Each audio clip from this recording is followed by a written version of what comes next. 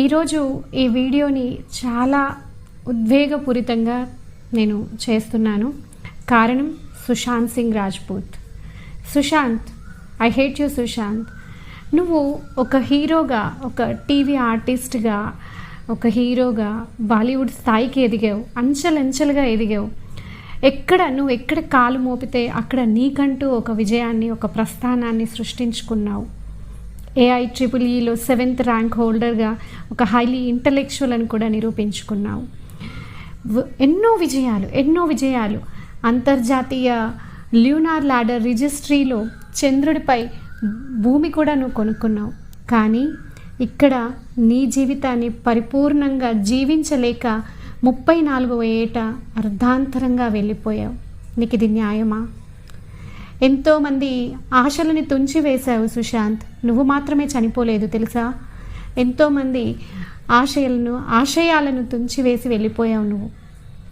నీకు ఇది కరెక్ట్ కాదు, భావ్యం కాదు. మరి ఎందుకు ఈ పరిస్థితి నీకు నెలకొనింది?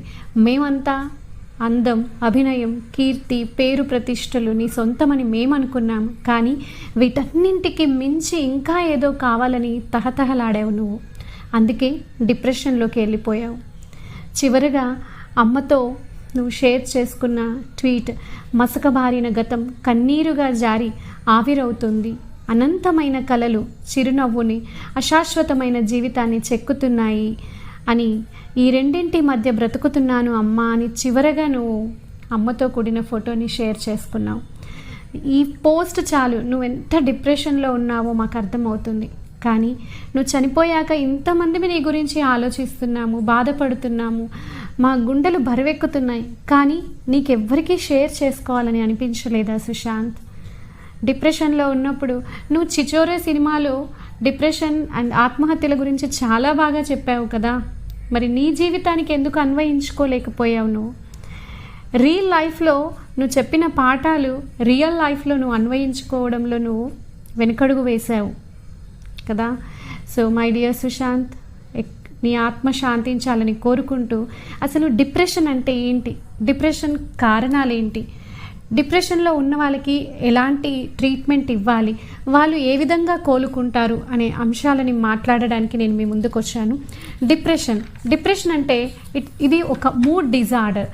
అంటే అకారణంగా వీళ్ళు మూడ్ స్వింగ్స్ వీళ్ళలో ఉంటాయి. డిప్రెషన్కి లోనైన వాళ్ళకి మూడ్ స్వింగ్స్, లో ఫీలింగ్ అన్నమాట. అంటే జీవితంలో సమస్యలు, సంక్షోభాలు, ఆటుపోట్లు, గెలుపు ఓటములు అవన్నీ కామన్.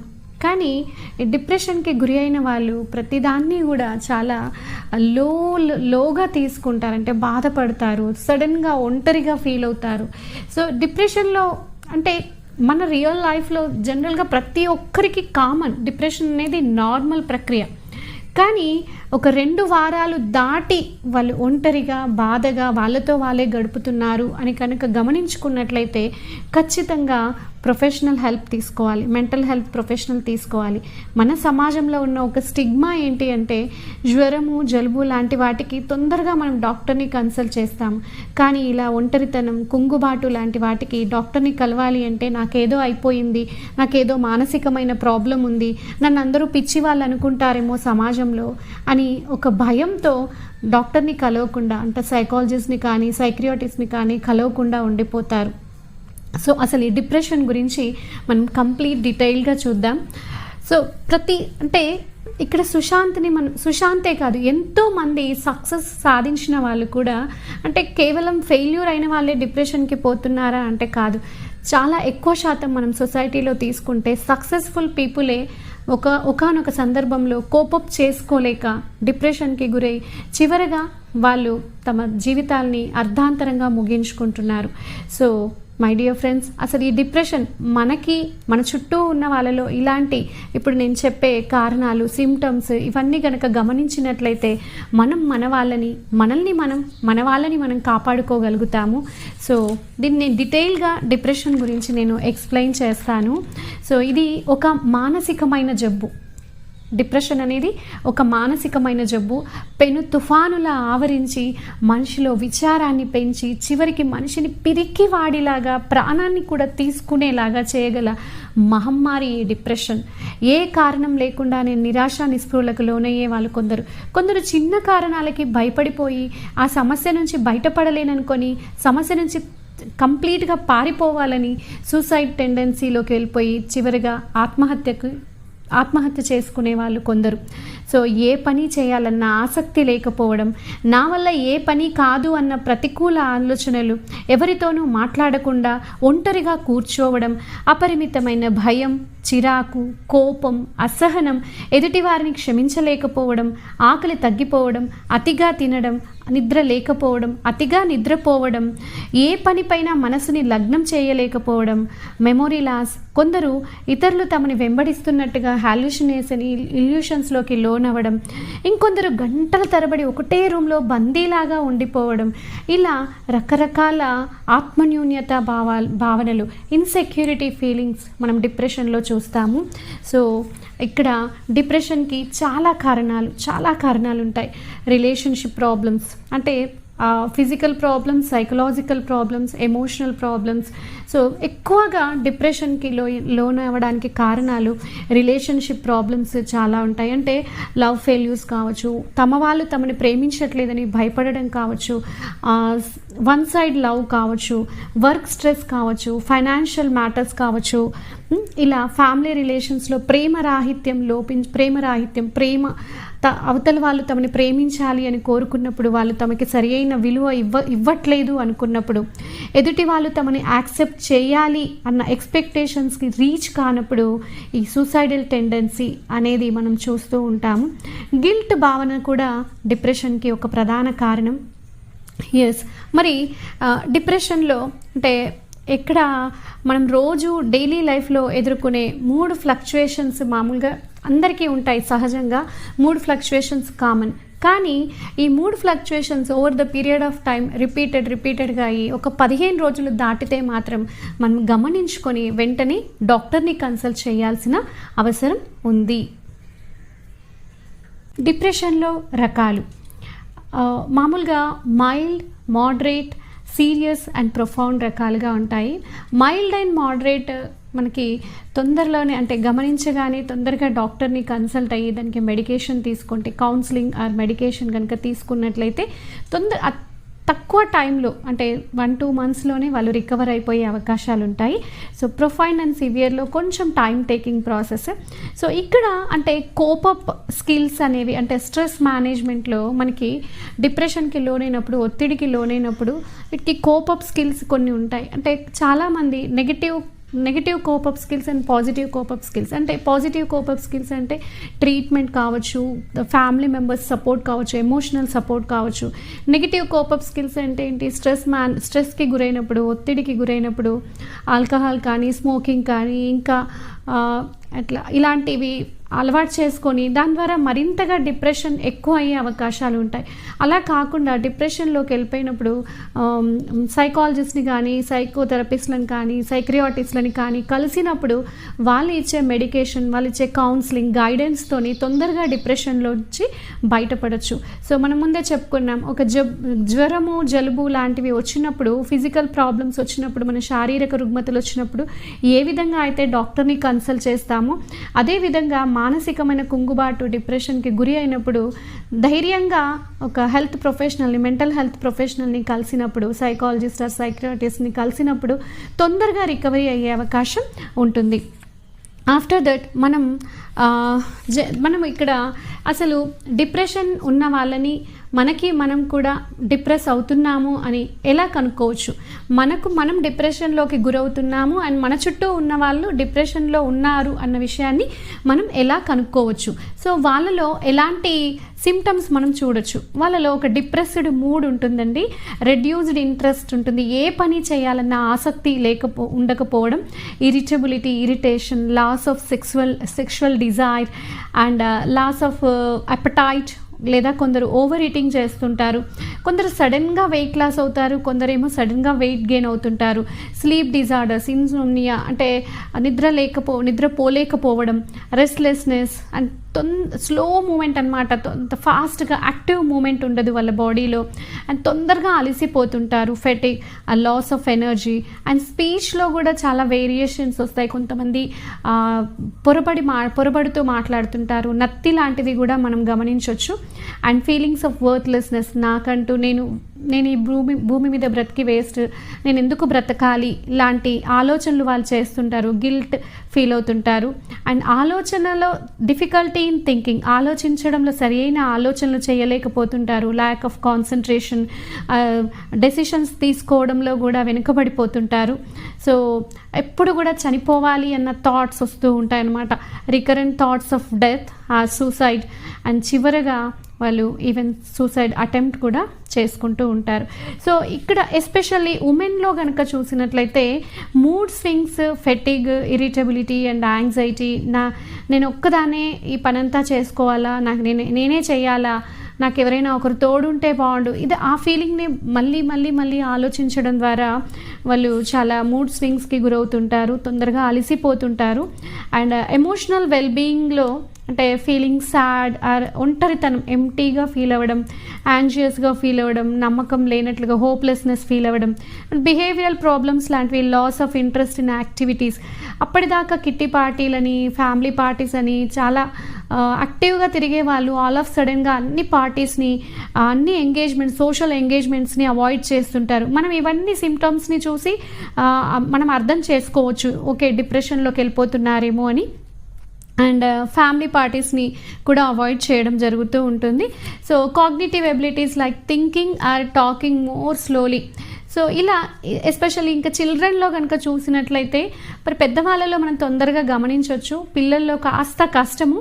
సో మూడ్ స్వింగ్స్, చిన్నదానికే ఈవెన్ 3 years బేబీస్కి కూడా డిప్రెషన్లోకి వెళ్ళిపోయే అవకాశం ఉంది, సర్వేలో మనకు తెలిసింది. సో క్రయింగ్ అంటే ఏడవడం, అకారణంగా ఏడవడం వాళ్ళు, అండ్ కోపం, చేతుల్లో ఉన్నవి విసిరి కొట్టడం లాంటివి చేస్తూ ఉంటారు. అండ్ ఎమోషనల్ వెల్బీయింగ్లో కూడా వాళ్ళకి అంటే ఫీలింగ్ ఆఫ్ ఇన్కాంపిటెన్స్, అంటే స్కూల్లో నేను ఎవరితో పోటీ పడలేను, నేను హోంవర్క్ చేయలేకపోతున్నాను, ఎగ్జామ్స్ రాయలేకపోతున్నాను లాంటి భయాందోళనలకి గురవుతూ ఉంటారు. బిహేవియర్ ప్రాబ్లమ్స్ లైక్ ఫ్రెండ్స్తో, పీర్ గ్రూప్తో కలవలేకపోవడం, and thought of death and suicide attempt చేయాలి అన్న ఫీలింగ్లోకి వెళ్ళిపోతుండడం. And cognitive abilities like concentration, memory loss, అంటే difficult in concentrating on studies కావచ్చు, ఇంకా స్కూల్ పర్ఫార్మెన్సెస్ కావచ్చు, గ్రేడ్స్తో కూడా వాళ్ళ గ్రేడ్స్లో కూడా చేంజ్, ఆల్ ఆఫ్ సడన్గా అకాడమిక్స్లో కూడా మార్పులు వస్తూ ఉంటాయి. ఇవన్నీ గమనించుకొని పేరెంట్స్ తొందరగా రియాక్ట్ అయిపోయి డిప్రెషన్కు ఏమైనా లోన్ అవుతున్నారా పిల్లలు అని మెంటల్ హెల్త్ ప్రొఫెషనల్ని కన్సల్ట్ చేయాలండి. సో స్లీపింగ్ ప్యాటర్న్స్లో కూడా పిల్లల్లో difficulty in sleep are too much sleep అనమాట, గంటలు నిద్రపోతూ ఉండడము లేదా నిద్రపోకపోవడం లాంటి చేంజెస్ కూడా మనం చూస్తాము. అండ్ ఫిజికల్ వెల్బీయింగ్లో కూడా loss of energy, digestion problems కావచ్చు, changes in appetite, weight loss or gain, and stomach upset. So ఇలా పిల్లల్లో మనం డిప్రెషన్ సిమ్టమ్స్ మనం చూడొచ్చు. సో అసలు మరి కాజెస్ ఆఫ్ డిప్రెషన్ ఏమేంటి కారణాలు మనం ముందు కొన్ని చెప్పుకున్నాము. సో డిప్రెషన్కి లోన్ అవ్వడానికి అప్పటిదాకా బాగా ఉన్న వాళ్ళు సడన్గా ఎందుకు డిప్రెషన్కి లోన్ అవ్వచ్చు? కొంతమందికి ఫ్యామిలీ హిస్టరీలోనే ఉంటుందండి. సో అలాంటి వాళ్ళకి ఫ్యామిలీ హిస్టరీలో డిప్రెషన్ లోనైన వాళ్ళు ఉంటే వచ్చే ఛాన్సెస్ కూడా ఉంటాయి. తర్వాత ఎర్లీ చైల్డ్హుడ్ ట్రామా, అంటే చిన్నప్పుడు మనకి చైల్డ్హుడ్లో ఏదైనా భయానకమైన సంఘటనలు చూడడం కావచ్చు, క్రైమ్ చూడడం కావచ్చు, స్ట్రెస్ఫుల్ ఈవెంట్స్ చూడడం కావచ్చు, అబ్యూస్కి గురవడం కావచ్చు, ఇలాంటివి ఏవున్నా కూడా మనకు ట్రామాకి లోనయ్యి తద్వారా పెద్దగయ్యాక డిప్రెషన్కి లోనయ్యే సందర్భాలు ఉంటాయి. కొందరికి బ్రెయిన్ స్ట్రక్చర్లోనే అంటే dopamine and serotonin hormone levels బాగా తగ్గిపోవడం వల్ల కూడా డిప్రెషన్కి లోన్ అవుతారు. So medical conditions like chronic illness, రోజుల తరబడి ఏదైనా జబ్బులు వేధిస్తూ ఉంటే కూడా, రోజుల తరబడి నిద్రలేమి ఉంటే, ADHD లాంటివి ఉంటే కూడా డిప్రెషన్కి గురి కావచ్చు. సో డ్రగ్ యూజ్, కొన్ని డ్రగ్స్ వాడడం, ఆల్కహాల్ స్మోకింగ్ ఇవి కూడా డిప్రెషన్కి దారి తీస్తాయి. డిప్రెషన్కి మరెన్నో కారణాలు, అసలు ఇన్సెక్యూరిటీ ఫీలింగ్, అభద్రతా భావం, ఇవన్నీ కూడా డిప్రెషన్కి కారణాలు అవుతాయి. వీళ్ళలో మనం low self esteem, mental illness, loss of loved ones, love failures, economic problems, financial crisis, ఇవన్నీ కూడా డిప్రెషన్కి, ఈవెన్ లైఫ్ పార్ట్నర్ని మిస్ అవ్వడం, డివోర్స్ ఇవ్వడం, ఇవన్నీ కూడా డిప్రెషన్కి ప్రాబ్లం కావచ్చు. ప్రపంచం చిన్నగా అయిపోతుంది కానీ మనసులు దూరం అవుతున్నాయి, అందుకే డిప్రెషన్కి లోనవుతున్నారు. ఒకప్పుడు 30 years బ్యాక్ వరకు జాయింట్ ఫ్యామిలీస్ ఉన్నాయి. సో చాలా అంటే ఏ చిన్న సమస్యనైనా నానమ్మ, తాతయ్య, అమ్మమ్మ, తాతయ్య, మేనమామలు, అత్తలు, పిన్నిలు, బాబాయిలు, కజిన్స్ అందరూ కలిసి షేర్ చేసుకునేవారు. సో డిప్రెషన్కి ట్రీట్మెంట్స్ అనేవి ఎలా ఉంటాయి అంటే, ఫిజియలాజికల్గా మనకు డిప్రెషన్కి లోనైనప్పుడు anti depressants, anti psychotic drugs, medicines అనేవి ఇస్తారు. ఆఫ్టర్ ద సైకోథెరపీలో థెరపిస్ట్ కూడా మనకి నెగటివ్ ఫీలింగ్స్ని కోపప్ చేసుకునే స్కిల్స్ని నేర్పిస్తారు. Light therapy and alternative therapies కూడా ఉంటాయి. Acupuncture, meditation, some herbal supplements కూడా ఇస్తారు. అంటే మైల్డ్ అండ్ మోడరేట్ స్టేజెస్లో ఉన్న డిప్రెషన్ స్టేజెస్కి అయితే కౌన్సిలింగ్ ద్వారా ట్రీట్ చేసుకునే అవకాశం ఉంటుంది. కౌన్సిలింగ్లో టాక్ థెరపీ, అంటే కౌన్సిలింగ్ ద్వారా మనం డిప్రెషన్ ఎలా ట్రీట్ చేయొచ్చు అంటే, వాళ్ళని మాట్లాడించడం ద్వారా, టాక్ థెరపీ ద్వారా వాళ్ళలో ఉన్న ఎందుకు వాళ్ళు డిప్రెషన్కి లోనవుతున్నారు అని కారణాలు తెలుసుకొని వాళ్ళకి మనం కౌన్సిలింగ్ చేసే అవకాశం ఉంటుంది. 1 or 2 weeksలో వాళ్ళు కోపప్ అయ్యి, ఫ్యామిలీ రిలేటెడ్ అయితే ఫ్యామిలీ మెంబర్స్కి కూడా కౌన్సిలింగ్ ఇచ్చి, వర్క్ ప్లేస్ రిలేటెడ్ ప్రాబ్లం అయ్యిందనుకోండి, డిప్రెషన్కి లోనైనట్లయితే అలా కలీగ్స్కి కూడా కౌన్సిలింగ్ చేయాల్సి ఉంటుంది. సో పాజిటివ్ థాట్ ప్రాసెస్ అంటే, డిప్రెషన్ ఇప్పుడు ఒక ఫెయిల్యూర్ని అందరూ ఒకేలాగా తీసుకోరు. సెన్సిటివ్ పీపుల్ దాన్ని చాలా మనసుకి భారంగా తీసుకొని అది చాలా పెద్ద సమస్య అనుకొని కుంగుబాటుకు లోనవుతారు. సో మనం అక్కడిక్కడ అట్లాంటి వారికి టాక్ థెరపీలో ఏం చేస్తాము, కౌన్సిలింగ్లో సో పాజిటివ్ థాట్ ప్రాసెస్ని చేంజ్ చేసి పాజిటివ్ థాట్ ప్రాసెస్గా మార్చి, అంటే వాళ్ళ ఆలోచన విధానాన్ని సిబిటి లాంటి టెక్నిక్స్ వాడి, అంటే how we take up the failures అనేది మేక్ ద డిఫరెన్స్. వాళ్ళకి ఆ విధంగా మనం కౌన్సిలింగ్ చేయడం ద్వారా డిప్రెషన్లోంచి బయటపడతారు. సో కన్స్ట్రక్టివ్ వేలో తీసుకోవడం అనేది మనం ఇక్కడ నేర్పించడం జరుగుతుంది. కౌన్సిలింగ్లో ట్రాన్స్ఫార్మేషన్ అంటే we try to help them to see the things in a positive approach, in a constructive way అన్నమాట. సో పిల్లల్లో వచ్చే డిప్రెషన్స్ కూడా మనం study stress, peer group pressure కావచ్చు, ఫిజికల్ ఆర్ ఎమోషనల్ స్ట్రెస్, ఇలా అలా సడన్గా మంచిగా నార్మల్ లైఫ్ లీడ్ చేసే పిల్లలు, ఎక్కువగా ఆడుకునే పిల్లలు సడన్గా ఆటలు ఆపేయడము, పిల్లలతో కలవకపోవడము, మిగతా పిల్లలతో ఎకనామిక్స్లో పూర్ అయిపోవడము, ఇలాంటివన్నీ మనం డిప్రెషన్ సిమ్టమ్స్గా తీసుకొని వాళ్ళకి కౌన్సిలింగ్ చేయాల్సిన అవసరం ఉంటుంది. And severe and profound depression స్టేజెస్లో మనం ఖచ్చితంగా మెంటల్ హెల్త్ అంటే మెడికేషన్ అనేది వాడుతూ కౌన్సిలింగ్ తీసుకుంటూ, ఇంకా చాలా అవసరం అవుతుంది అంటే సూసైడల్ టెండెన్సీ దాకా వాళ్ళు వెళ్తున్నారు అనేది కనుక ప్రొఫెషనల్ కనుక గమనించినట్లయితే ఇక్కడ ఒక షాడో టీచర్ని కూడా అలాట్ చేస్తారు వాళ్ళకి. సో అంటే 24 hours వాళ్ళతో పాటు ఉండి అబ్జర్వేషన్లో ఉండి, అంటే ఒక 4 to 6 months వాళ్ళు కంప్లీట్ అబ్జర్వేషన్లో ఉంచి మెడికేషన్ ఇస్తూ మనం అబ్జర్వేషన్లో ఉంచి కౌన్సిలింగ్ కనుక చేస్తూ ఉన్నట్లయితే వితిన్ 6 months డిప్రెషన్లోంచి వాళ్ళు బయటపడతారు, మళ్ళీ నార్మల్ లైఫ్ లీడ్ చేస్తారు. సో ఒక్కటి ఏంటి చెప్పొచ్చేది అంటే, డిప్రెషన్ అనేది ఒక కామన్ ప్రాబ్లం ఈ రోజుల్లో. సో దాన్ని ఏదో భయంగా అయిపోయింది జీవితం అని అనుకోకుండా, దానికి సమస్యకి పరిష్కారం ఉంది, మెడికేషన్ ఉంది, ట్రీట్మెంట్ ఉంది, I have to consult mental health professional అని అనుకొని, ఇది ఒక మానసికమైన జబ్బు, నేను ఇందులోంచి బయటపడగలుగుతాను అని ఫ్యామిలీ మెంబర్స్ నువ్వు పడగలుగుతావు అన్న ఎమోషనల్ సపోర్ట్ కనుక వాళ్ళకి ఇచ్చి అందులో నుంచి తొందరగా బయటపడేలాగా చూసినట్లయితే మళ్ళీ డిప్రెషన్ పేషెంట్స్ కూడా నార్మల్ లైఫ్ని లీడ్ చేస్తారు. సో ఈ విధంగా ఎంతో అంటే డిప్రెషన్ అనేది ఒక కామన్ ప్రాబ్లం అని మనం ప్రతి ఒక్కరం ఇదేదో పెద్ద ప్రాబ్లం అనుకునేటప్పటికే సోషల్ అవేర్నెస్ అంటే సొసైటీలో డిప్రెషన్ పట్ల ఒక నెగిటివ్ అప్రోచ్ క్రియేట్ అవుతుంది. సో అలా కాకుండా కాకుండా ఇది ఒక నార్మల్ ప్రాబ్లం. ఇది ప్రతి ఒక్కరూ ఎదుర్కొనేదే డే టు డే లైఫ్లో. కానీ ఎక్కువ అంటే కొన్ని 15 రోజులు దాటితే కనుక ఆ ఒంటరితనం, అభద్రతాభావం ఇవన్నింటిని నుంచి బయటపడవచ్చు అని మనం గమనించుకొని, మనం కావచ్చు, మన చుట్టూ ఉన్న వాళ్ళకి కావచ్చు, మనం ఒక గైడెన్స్ కనుక ఇచ్చినట్లయితే మనం తొందరగా ఇందులోంచి బయటపడగలుగుతాం, ఈ మానసిక రుగ్మతలోంచి. So please take care of yourself, healthy diet తీసుకోండి, ఎనఫ్ స్లీప్ అనేది చాలా అవసరం. ఎంత బిజినెస్ పీపుల్ కావచ్చు, ఎంత బిజీగా ఉన్నా, ఎంత ఇంటలెక్చువల్స్ అయినా, ఎంత ఎనీ ఇండస్ట్రీ ఏ ఫీల్డ్లో ఉన్న వాళ్ళైనా కూడా వర్కహాలిక్ కాకుండా మధ్య మధ్యలో రిలాక్సేషన్కి హాబీస్ పైన కాన్సన్ట్రేట్ చేయండి, ఫీల్డ్ ట్రిప్స్కి వెళ్ళండి, మన చుట్టూ ఉన్న వాళ్ళతో మాట్లాడడం, షేరింగ్ అనేది చాలా అవసరం, ఫ్యామిలీ మెంబర్స్తో టైం స్పెండ్ చేయడం అనేది చాలా అవసరం. అండ్ హాబీస్ పైన కాన్సన్ట్రేట్ చేయండి, యోగా, మెడిటేషన్, ధ్యానం ఇలాంటివన్నీ అలవర్చుకుంటే లైఫ్ని చాలా బాగా లీడ్ చేయొచ్చు. అండ్ డిప్రెషన్కి లోనైనప్పుడు ఎదుర్కొనే సైడ్ ఎఫెక్ట్స్ వెయిట్ లాస్ కానీ, వెయిట్ గెయిన్ కానీ, హెయిర్ ఫాల్ కానీ ఉంటుంది. సో అతిగా నిద్రపోవడం కూడా, అంటే డిజీనెస్ అనేది ఒకటి ఉంటుంది. కాబట్టి లైఫ్ స్టైల్ మాడిఫికేషన్స్ అనేవి చేసుకుంటూ, ప్రాపర్ డైట్ తీసుకుంటూ, ఎక్సర్సైజ్ని కనుక ఇంక్లూడ్ చేసుకున్నట్లయితే ఖచ్చితంగా డిప్రెషన్లోంచి బయటపడవచ్చు, నార్మల్ లైఫ్ని లీడ్ చేయొచ్చు.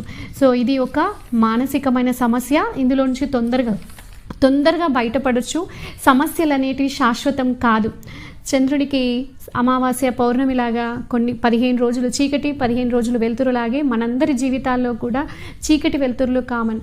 ఎప్పుడు వెలుతురు ఉంటే ఎప్పుడు చీకటి ఉండదు, ఎప్పుడు వెలుతురు ఉండదు. ఎప్పుడు వెలుతురు ఉంటే ఆ వెలుతురు విలువ కూడా మనకు తెలియదు. సో సుఖాలు ఎప్పుడు ఉంటే, కష్టం విలువ తెలిస్తేనే సుఖం విలువ తెలుస్తుంది కదా. సో మనం చిన్న చిన్న విషయాలకి భయపడిపోయి, బెంగ పెట్టుకొని, కుంగిపోయి డిప్రెషన్ దాకా తెచ్చుకునే అవసరం లేదు. జీవితం అనేది భగవంతుడిచ్చిన ఈ జీవితాన్ని అర్ధాంతరంగా చాలించే హక్కు మనకి లేదు. పరిపూర్ణంగా జీవించాల్సిన అవసరం ఖచ్చితంగా ఉంది. మన చుట్టూ ఎవరైనా డిప్రెషన్లోకి వెళ్ళిపోతున్నారు అంటే గమనించి, ఈ సిమ్టమ్స్ అన్నీ ఇంతదాకా మనం మాట్లాడుకున్న సిమ్టమ్స్ ఏ ఒక్కరిలో గమనించినా కూడా మనం మన వాళ్ళని కాపాడుకుందాం. సో డిప్రెషన్ని తరిమి కొడదాం. Thank you for watching doctor Kavitha Ajay YouTube channel.